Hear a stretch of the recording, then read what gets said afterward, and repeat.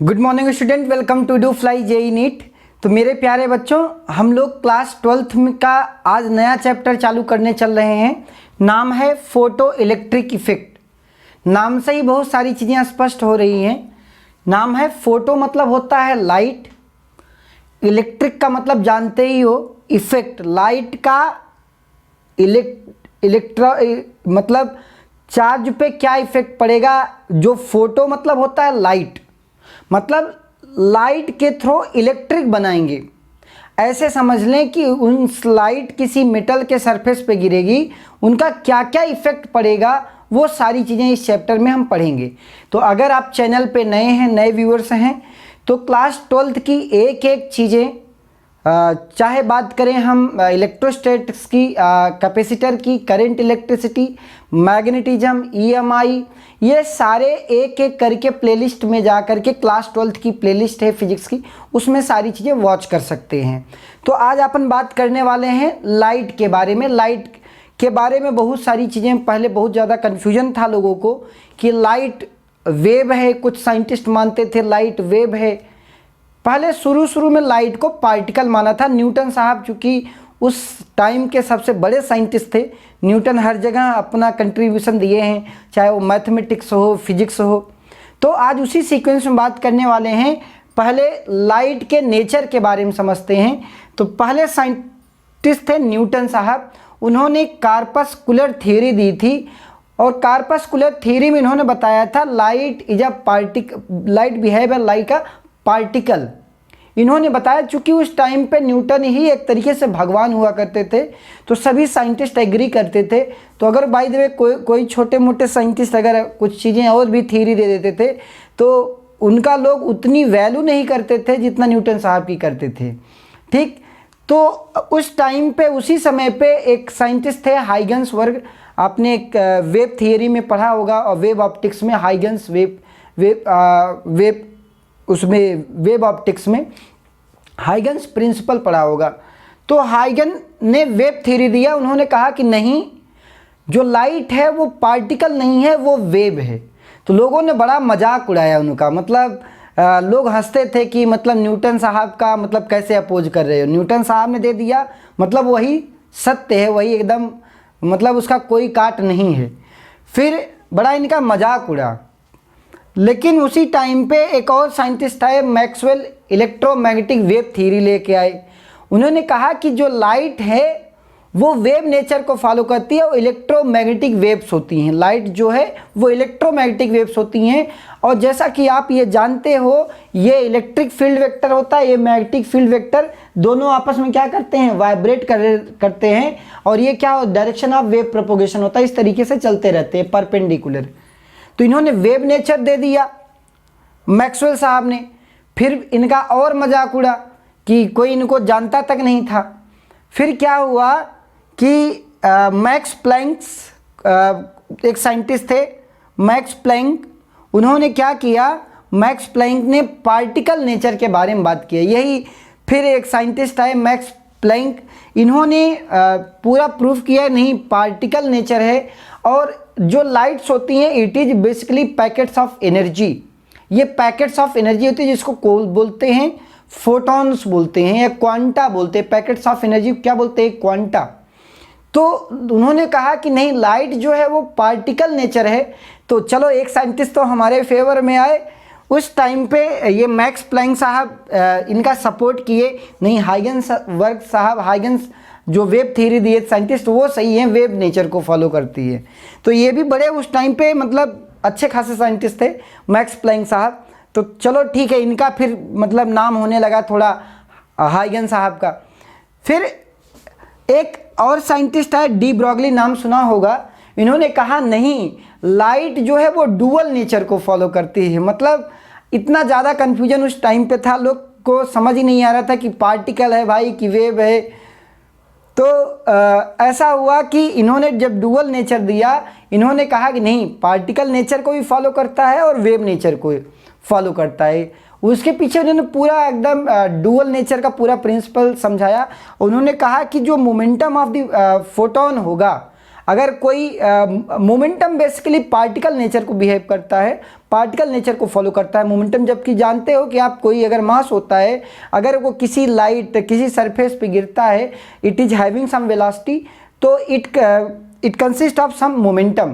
तो उन्होंने कहा कि the momentum of the photon is equal to H upon lambda.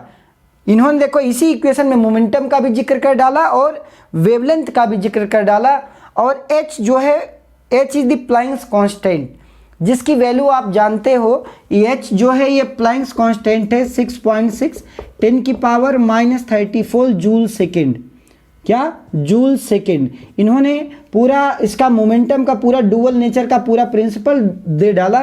तो चलो ठीक है, फिर से लाइट मानी जाने लगी कि चलो फोटो इलेक्ट्रिक इफेक्ट बेसिकली वो पार्टिकल नेचर को कैसे बिहेव करता है। जब यहाँ पे बात क्लियर हो गई कि नहीं अब डुअल नेचर है, कहीं वेव नेचर को फॉलो करेगी, कहीं पार्टिकल नेचर को फॉलो करेगी, तो अब बात यह आई कि अच्छा कौन कौन से फिनोमिना जो हैं वो वेव नेचर को फॉलो करते हैं, कौन कौन से फिनोमिना लाइट के वो पार्टिकल नेचर को फॉलो करते हैं। तो जैसे आपने पढ़ा होगा क्लास 11th में, इंटरफेरेंस पढ़ा होगा, डिफ्रैक्शन पढ़ा होगा, तो ये सारे जो नेचर हैं लाइट के, ये सब नेचर जो है वो वेव नेचर को सपोर्ट करते हैं, जबकि फोटो इलेक्ट्रिक इफेक्ट बेसिकली वो डुअल नेचर, ये पार्टिकल नेचर को सपोर्ट करता है। तो ये तो कहानी एक तरीके से रही कि लाइट को क्या माना जाए क्या ना माना जाए। अब बात करते हैं, आप लिखते भी चलेंगे, साथ साथ लिखते भी चलेंगे ताकि आपको अच्छा लगेगा। फिर ये जब समझ में आने लगा कि लोगों को चलो ठीक है, पार्टिकल नेचर जो फोटो इलेक्ट्रिक इफेक्ट है अपना, फोटो इलेक्ट्रिक इफेक्ट जो है वो जो है पार्टिकल नेचर को बिलोंग करता है, पार्टिकल नेचर को फॉलो करता है, बेसिकली पार्टिकल नेचर को फॉलो करता है। और उसका जो मोमेंटम होता है P बराबर h अपॉन लैम्डा होता है। P is the momentum of the photon, h is the Planck's constant and lambda is the wavelength of that instant. फिर ये हुआ कि अगर मान लें कि एनर्जी E बराबर होती है h न्यू, इन्होंने कहा जो पैकेट्स ऑफ एनर्जी होती है, मान लो कि किसी मेटल का सरफेस था, किसी मेटल का सरफेस है, तो किसी मेटल के सरफेस पे अगर मान लीजिए कि कोई लाइट इंसिडेंस हो रही है, तो कितनी एनर्जी कैरी कर रही है, वेवलेंथ उसके साथ क्या एसोसिएटेड है। इन्होंने एक इक्वेशन में बताया कि अगर कोई वेवलेंथ है किसी मेटल के सरफेस पे इंसिडेंस हो रही है, तो वो कितना एनर्जी कैरी कर रही है, वो कितना एनर्जी कैरी कर रही है, उनके बारे में डिटेल इन्होंने बताया। तो आप जानते हो जो बेसिकली V बराबर होता है V equal to F lambda, class 11th में पढ़ा होगा, V equal to F lambda, where F is the frequency, V is the velocity and lambda is the wavelength. तो यहाँ पे अगर हम कहें कि जो फोटॉन्स हैं, जो पार्टिकल, अगर ये आपका ये आपके पास लाइट गिर रही है, तो लाइट की जो स्पीड होती है वो स्पीड ऑफ लाइट आप जानते हो 3 × 10⁸ मीटर पर सेकेंड होती है। मतलब जो पैकेट्स ऑफ एनर्जी हैं, जिसकी एनर्जी की वैल्यू h न्यू है, this is the packets of energy h new. क्या है? This is packets of energy h new. अब न्यू बेसिकली क्या है, अगर यहाँ फ्रीक्वेंसी को हम न्यू से रिप्रेजेंट कर रहे हैं, तो f बराबर आपके पास क्या हो जाएगा, v बाई लैम्डा। तो v की जगह यहाँ क्या है, c बाई लैम्डा। तो यहाँ पे इसका मतलब जो ये एनर्जी का कॉन्सेप्ट है E बराबर h न्यू, उसको लिखा गया hc बाई लैम्डा। अब बात यह है कि कितनी एनर्जी है, अगर कोई वेवलेंथ की लाइट गिरती है तो कितनी एनर्जी वो कैरी करती है, एक फोटोन कितनी एनर्जी कैरी करेगा, उसकी चर्चा की गई। तो ये जब निकाला गया, h की वैल्यू 6.6 -34, c की वैल्यू कितना 3 × 10⁸ divided by lambda is the wavelength. अब ये वेवलेंथ अगर मान लेते हैं वेवलेंथ लैम्डा है, तो जो ये एनर्जी आई वो जूल में आई। किस में आई? जूल में। अब चूंकि एक कॉन्सेप्ट यहाँ पे और आता है इलेक्ट्रॉन वोल्ट। इलेक्ट्रॉन वोल्ट का कॉन्सेप्ट आता है तो इलेक्ट्रॉन वोल्ट के बारे में समझते हैं कि 1 इलेक्ट्रॉन वोल्ट होता क्या चीज़ है। एक्चुअली जो 1 इलेक्ट्रॉन वोल्ट है उसकी वैल्यू होती है 1.6 10⁻⁻19 जूल, या आप ऐसे भी बोल सकते हो कि 1.6 10⁻⁻19 जूल में 1 इलेक्ट्रॉन वोल्ट होता है। तो हमारे पास कितनी एनर्जी है, मेरे पास एनर्जी है 6.6 10⁻34 into 3 into 10⁻8 divided by lambda, इतनी एनर्जी है हमारे पास। कितने इलेक्ट्रॉन वोल्ट होंगे तो मल्टीप्लाई कर लें 6.6 10⁻34 into 3 into 10⁻8 divided by lambda into, ये डिवाइड हो जाएगा 1.6 10⁻⁻19।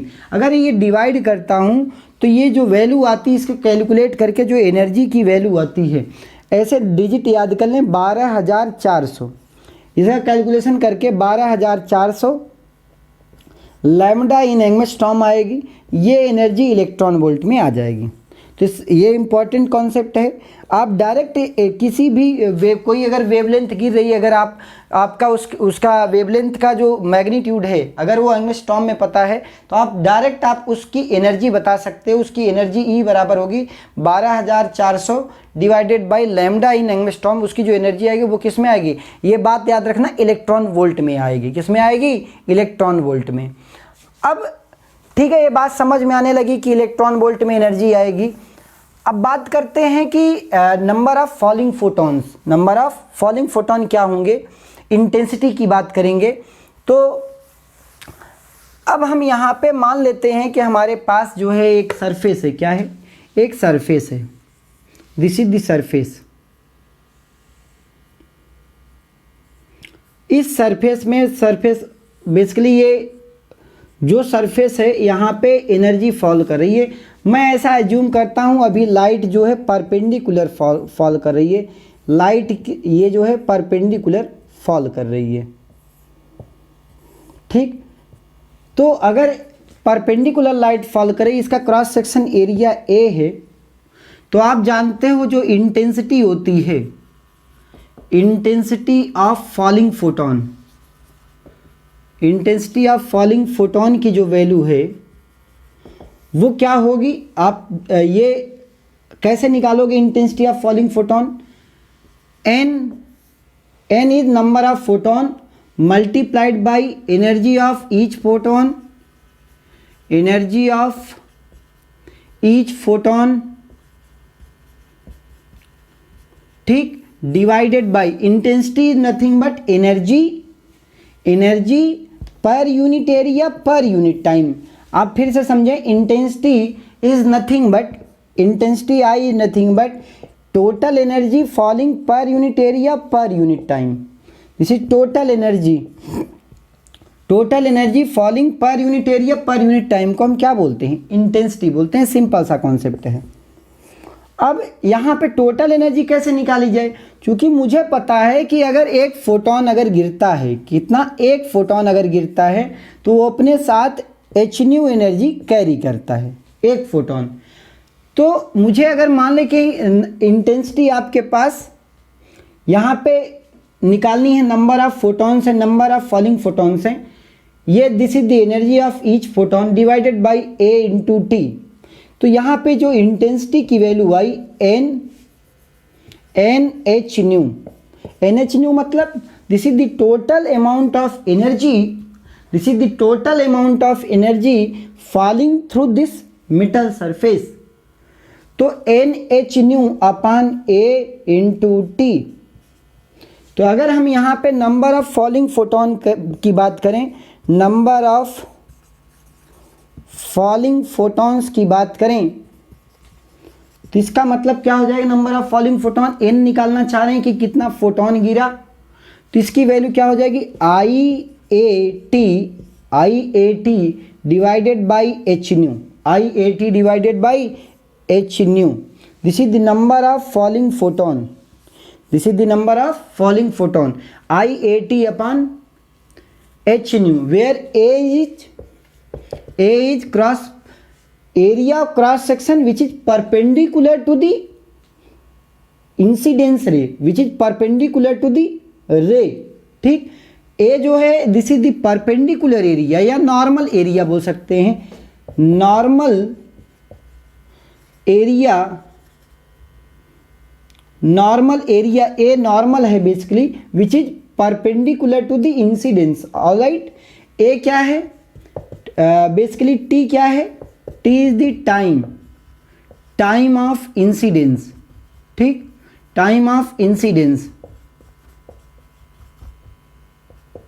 Time of incidence. न्यू क्या है, nu is the frequency of falling photon, nu is the frequency of falling photon, frequency of falling photons. तो ये कॉन्सेप्ट था। इसका मतलब कहीं पे भी अगर आपसे नंबर ऑफ फॉलिंग फोटोन बहुत ज़रूरी है। अब बात ये कॉन्सेप्ट समझ में आती है सर कि अगर मान लें कि हमारे पास यहाँ से सारे फोटॉन्स गिरे, किसी मेटल सरफेस पे गिरे, तो क्या इलेक्ट्रॉन का इमिशन होगा कि नहीं होगा, इसके लिए एक एक्सपेरिमेंट सेटअप है। ठीक, उसको लिनार्ड एक्सपेरिमेंट बोलते हैं। वो सेटअप को समझते हैं कि यहाँ से कितना इलेक्ट्रॉन इमिशन होगा या किन किन बातों पे डिपेंड करता है। तो यहाँ पे हम लोग अभी ये समझ रहे हैं कि नंबर ऑफ फॉलिंग फोटोन क्या होगा, intensity of incidence photon into A into T upon H new. Alright, अब बात करते हैं उस एक्सपेरिमेंट की जिनका जो है लिनार्ड साहब ने एक्सपेरिमेंट दिया था। तो इसको बोलते हैं क्वार्ज ट्यूब। ध्यान से समझें। So this one is the, इस तरीके से एक यहाँ से ट्यूब होती है और यहाँ पे बेसिकली क्या होता है, इसको बोलते हैं कैथोड या बोलते हैं इमीटर। क्या बोलते हैं, इमीटर। और इसको बोलते हैं कलेक्टर। क्या बोलते हैं, कलेक्टर। तो इस तरीके से एक सेटअप होता है। इस सेटअप में बेसिकली क्या होता है कि एक यहाँ से कनेक्टेड होता है वोल्टेज, यहाँ पे वोल्टेज की रीडिंग लेते हैं और यहाँ से एक एमीटर लगा देते हैं मिली एम्पियर में एक एमीटर रीडिंग यहाँ पे देता है। अब इनके बीच में हम लगाते हैं अल्टरनेटिंग सोर्स। अल्टरनेटिंग सोर्स मतलब यहाँ पे पॉजिटिव टर्मिनल भी लगा सकते हैं, नेगेटिव टर्मिनल, एक बार पॉजिटिव होगा एक बार नेगेटिव होगा। तो बात कर रहे हैं, मान लो कि सर यहाँ पे बैटरी लगाया हूँ, लेट अस सपोज कि अब पहले बैटरी नहीं थी, मान लो कि ऐसे ही एक्सपेरिमेंट समझते हैं। तो यहाँ से लाइट इंसिडेंस हुई और लाइट वेव के फॉर्म में चलती है। तो यहाँ से लाइट क्या हो रही है, इंसिडेंस हो रही है। बहुत सारी लाइट क्या हो रही है, इंसिडेंस हो रही है। अगर जो लाइट इंसिडेंस हो रही है यहाँ से, इस तरीके से जो लाइट इंसिडेंस हो रही है इस मेटल सरफेस पे गिर रही है। अब अगर कोई लाइट गिराई गई तो अगर ये वेव नेचर होता, अगर लाइट का वेव नेचर होता तो ये पक्का जो है टाइम उसको एनर्जी मिलता इलेक्ट्रॉन्स को और मेटल सरफेस पे आने लगता। थोड़े समय बाद ही आता लेकिन आने लगता। लेकिन यहाँ पे क्या हुआ, जैसे ही लाइट गिराई गई, मान लो कि फ्रीक्वेंसी जो है न्यू गिराई गई, इस फ्रीक्वेंसी की लाइट गिराई गई, तो ये जो एक्सपेरिमेंट है, इस एक्सपेरिमेंट से जो ऑब्जर्वेशन हुए हैं उस ऑब्जर्वेशन की चर्चा की गई है। ऐसा नहीं, पहले एक्सपेरिमेंट हुए, एक्सपेरिमेंट से जो ऑब्जर्वेशन देखे गए फिर उनका कंक्लूजन लिखा गया। उनका क्या लिखा गया, कंक्लूजन। तो ये इसको बोलते हैं इमीटर प्लेट। इमीटर प्लेट का मतलब यहाँ पे ये मेटल प्लेट है जिससे, जैसे कॉपर हो गया, एल्यूमिनियम हो गया, जिंक हो गया, तो यहाँ से फोटो लाइट गिराई गई इमीटर प्लेट पे। इसको बोलते हैं कलेक्टर प्लेट। तो यहाँ पे देखा ये गया कि सर अगर इंटेंसिटी मान लो कि पहले गिराई गई लाइट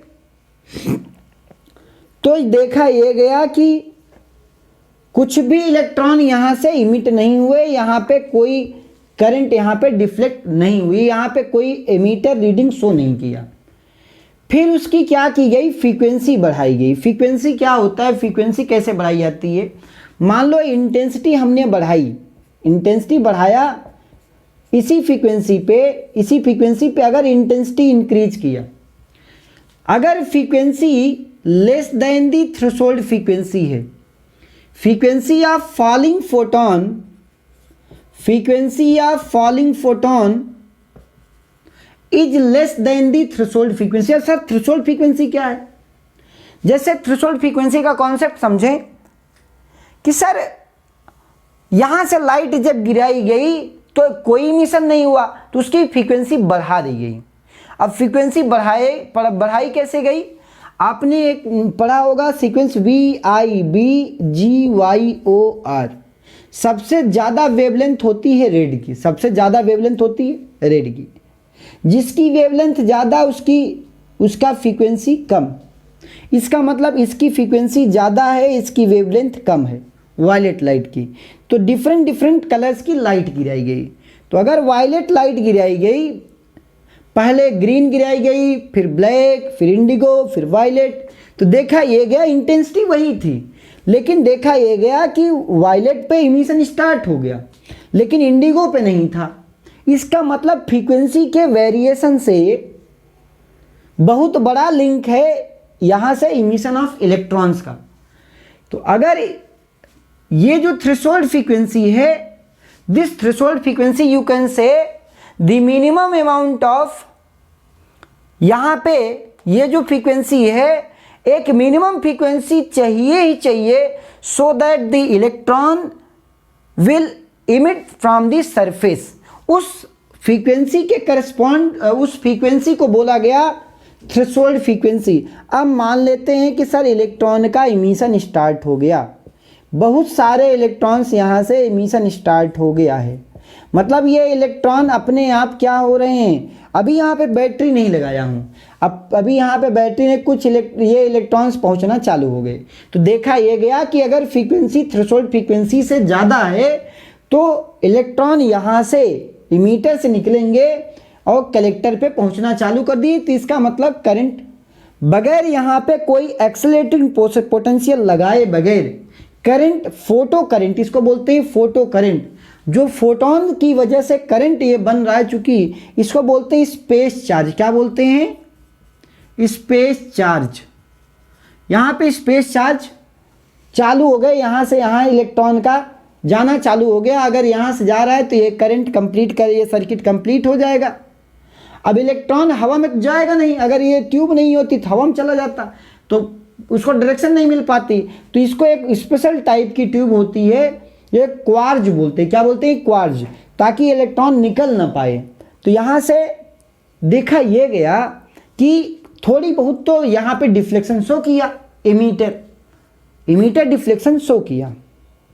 फिर मेरे समझ में ये आया कि सर अगर ये इलेक्ट्रॉन्स का नेगेटिव नेचर है, अगर मैं इसको पॉजिटिव दे दूं, मतलब इसका एक्सेलरेटिंग पोटेंशियल पॉजिटिव दे दूं, ये पॉजिटिव से अगर बैटरी लगा दूं, सेल लगा दूं, मतलब ये वाला जो कलेक्टर है ये इसके रिस्पेक्ट में पॉजिटिव हो गया, मतलब ये पॉजिटिव हो गया, ये इलेक्ट्रॉन निकल रहे थे, इसका नेचर नेगेटिव है।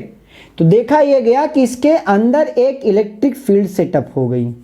कौन सी, इलेक्ट्रिक फील्ड सेटअप हो गई, जिसको हम नाम देते हैं कैपिटल ई। इस डायरेक्शन में पॉजिटिव से नेगेटिव की तरफ, चूंकि ये नेगेटिव से जुड़ा है, ये इलेक्ट्रॉन का नेचर भी नेगेटिव, तो इलेक्ट्रिक फील्ड सेटअप हो गई। अगर इलेक्ट्रिक फील्ड सेटअप हो गई तो आप ये जानते हो कि किसी भी इलेक्ट्रॉन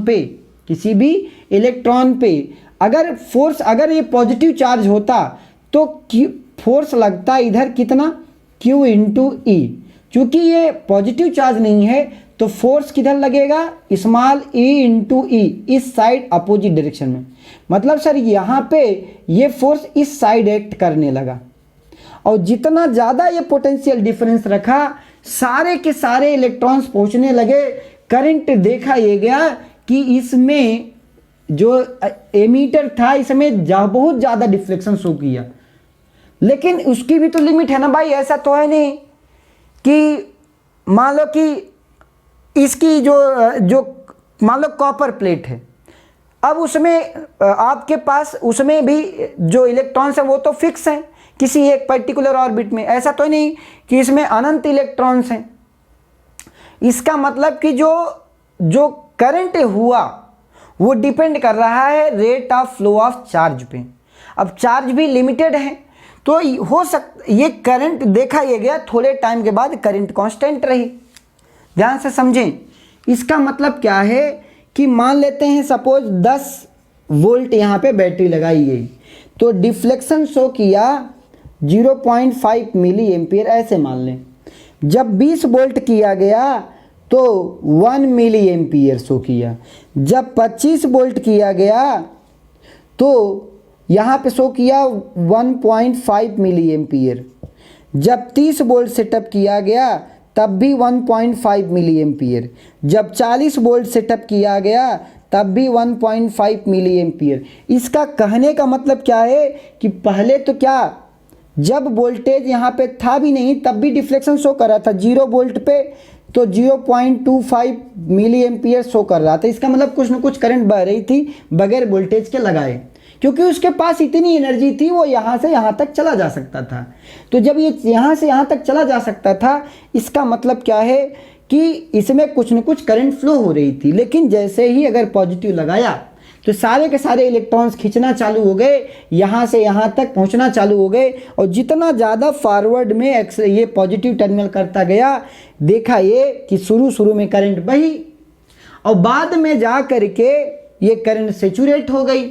यहाँ से देखें ये वैल्यू, ये वैल्यू, ये वैल्यू, मैं कितना भी वोल्टेज बढ़ा रहा हूँ करंट इससे ज़्यादा बढ़ नहीं रही है। इसको बोलते हैं सेचुरेशन ऑफ करंट। इसको बोलते हैं सेचुरेशन ऑफ करंट, ठीक, इसको बोलते हैं सेचुरेशन ऑफ करंट। इसका मतलब क्या है कि जो आपकी जो एनर्जी है, ध्यान से समझें, जो मान लीजिए कि एक फोटोन है, इसकी एनर्जी h न्यू है। क्या है? एक फोटोन, और इसमें कुछ एजम्पशंस हैं।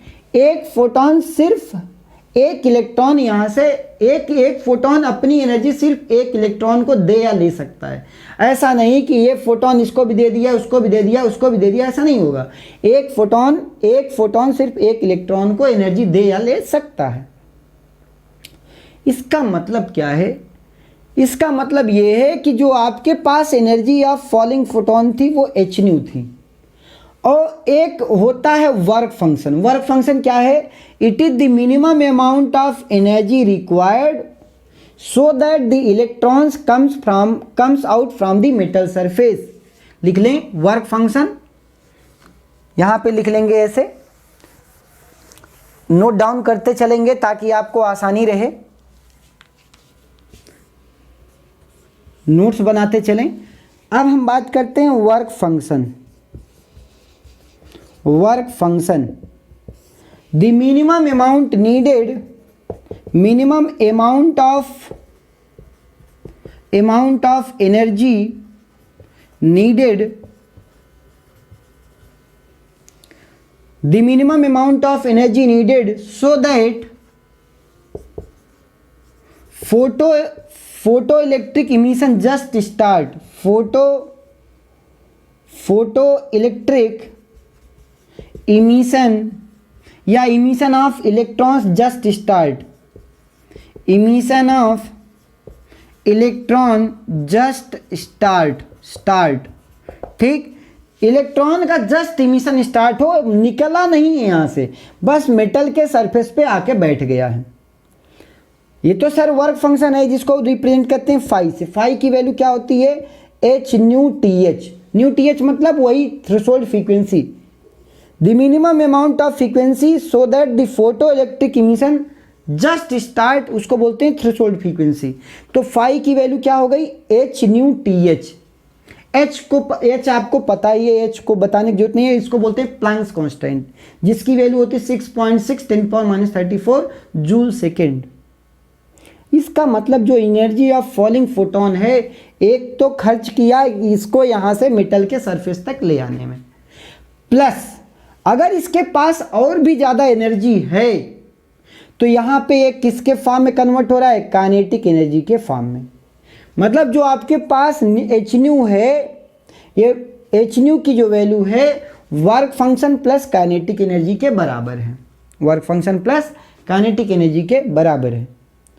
तो इसका ग्राफ खींचा गया कि इसका ग्राफ आखिर क्या होगा कि फ्रीक्वेंसी, अगर इसको क्या लिख सकते हो, एच न्यू बराबर H nu T H plus kinetic energy, plus kinetic energy.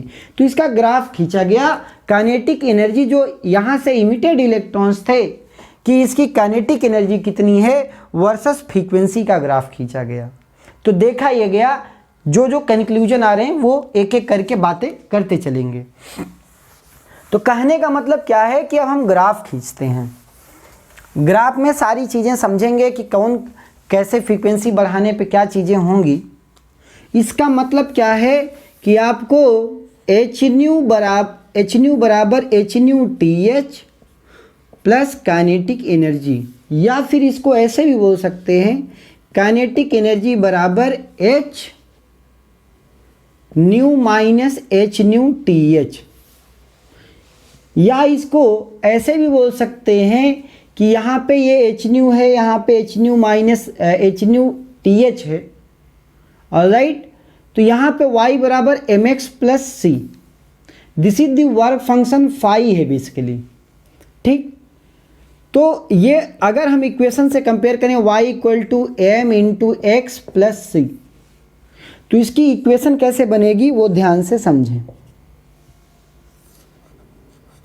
ये आपके पास काइनेटिक एनर्जी थी ऑफ इमिटेड इलेक्ट्रॉन्स की, kinetic energy of emitted electrons, ठीक।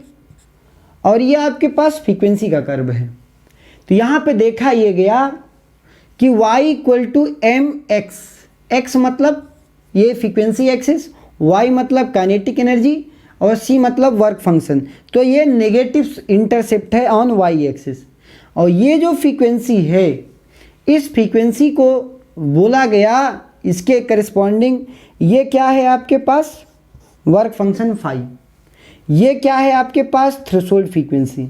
थ्रेशोल्ड फ्रीक्वेंसी से ज़्यादा की अगर फ्रीक्वेंसी होगी तभी काइनेटिक एनर्जी एग्जिस्ट करेगी, if nu equal to nu T H है सिर्फ।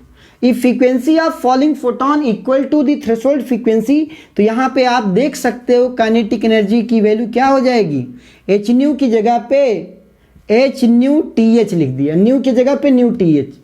तो यहाँ पे ये दोनों क्या हो गए, तो कैंसिल आउट हो गए, तो काइनेटिक एनर्जी क्या आ गई, जीरो आ गई भाई। देख भी सकते हो कि nu equal to nu T H पे काइनेटिक एनर्जी क्या है, जीरो है। लेकिन हाँ, अगर if frequency of falling photon greater है किससे, थ्रेशोल्ड फ्रीक्वेंसी से, उस समय तो देखो अगर फ्रीक्वेंसी, ये जो फ्रीक्वेंसी है अगर इससे इस फ्रीक्वेंसी से ज़्यादा की फ्रीक्वेंसी है तो क्या होगा, इलेक्ट्रॉन की काइनेटिक एनर्जी बढ़ेगी, the kinetic energy of electron will be increasing, ठीक। जैसे जैसे फ्रीक्वेंसी बढ़ाओगे वैसे वैसे काइनेटिक एनर्जी बढ़ती चली जाएगी। ये तो एक कॉन्सेप्ट है। बात ये आ रही है कि सर कि काइनेटिक एनर्जी वर्सेस फ्रीक्वेंसी तो समझ लिया, अब इसमें बहुत सारी चीज़ें और भी पढ़ाई जाती हैं कि अगर मान लो कि जीरो करंट था, देख भी सकते हो कि इस समय पे जब न्यू इक्वल टू न्यू की जो वैल्यू है nu equal to nu T H है, उस समय काइनेटिक एनर्जी तो जीरो है। मतलब सिर्फ जो एनर्जी आ रही है वो सिर्फ और सिर्फ वर्क फंक्शन में जा रही है उस इलेक्ट्रॉन को मेटल सरफेस तक ले आने के लिए, ऑलराइट। अब होगा क्या कि हो सकता है कि आपके पास बैटरी लगाई ही नहीं है, जैसा आपने पीछे उसमें देखा था एक्सपेरिमेंट में, बैटरी नहीं थी फिर भी कुछ न कुछ करंट बह रही थी, ठीक। अब उस पर चर्चा करेंगे, नेगेटिव पोटेंशियल बैटरी की देंगे तो उस पर चर्चा क्या होगी, तो डिफरेंट नेचर्स पे चर्चा होगी। तो मेरे प्यारे बच्चों, अगर आप चैनल पे नए हैं, अगर आपको सही चीज़ें मिल रही हैं, सबको समझ में आ रहा है, तो चैनल को सब्सक्राइब जरूर करें और आपको बेल आइकॉन को ज़रूर प्रेस करें ताकि आपको डेली नोटिफिकेशन मिल सके। तो आज के लिए बस इतना ही। Thank you all of you.